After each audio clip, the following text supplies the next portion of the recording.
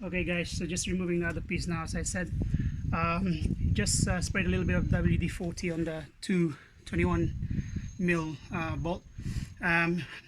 What you need to do, I forgot to mention, if you can turn the wheel towards you as you're doing this, it makes it easier for access.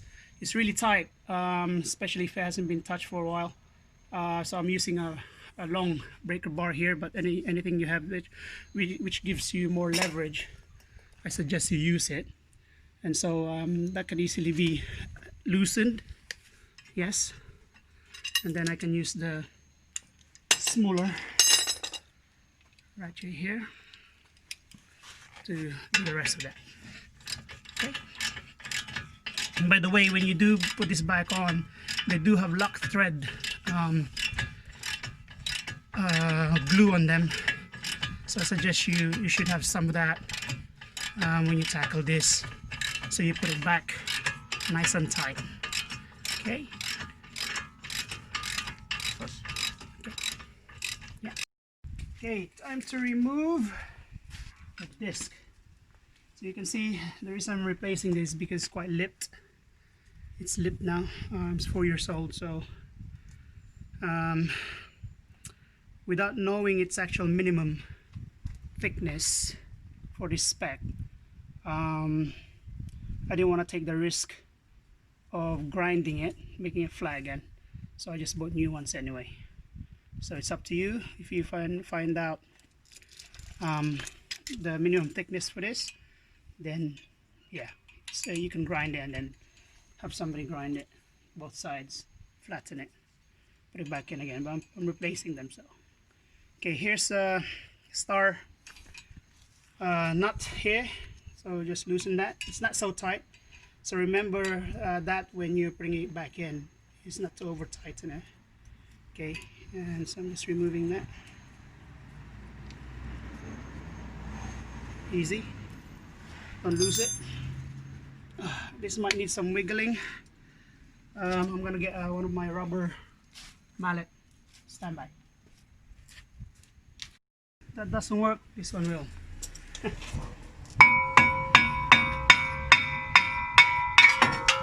Oh, that's heavy. See that? It's a big thing, yeah? Okay, let me just show you what I'm gonna replace it with. Which is a big mother. Make sure you get the right size, obviously. Yeah. And that's what we're gonna replace that with. Okay? While I'm here, I'll take time to also clean up some of this. You know, do it properly. So just clean that up. There you go. Doesn't have to be perfect. You know. It might be worth doing, so I'm gonna do here just to help next time. Put some copper grease around here. This just helps, I guess, preventing more rust from building up.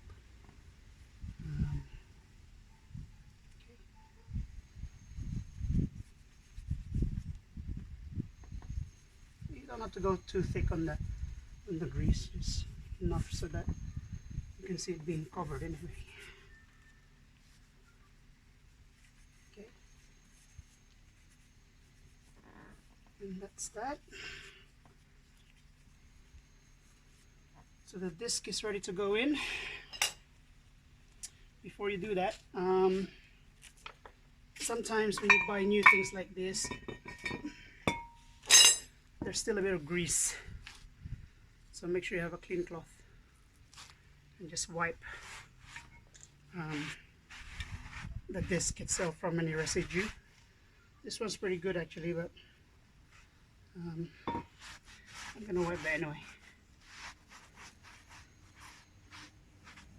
Okay, it's time to put it back in, the new one in. Okay, line it up so you've got the same hole for the one for the nut that holds it in place.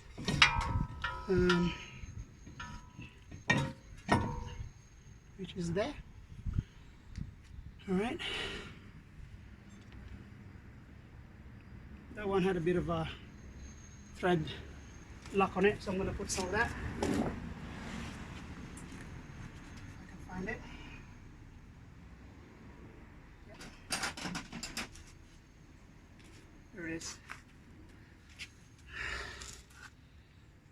Thread lock. Yeah. You get them different sizes. I don't need much.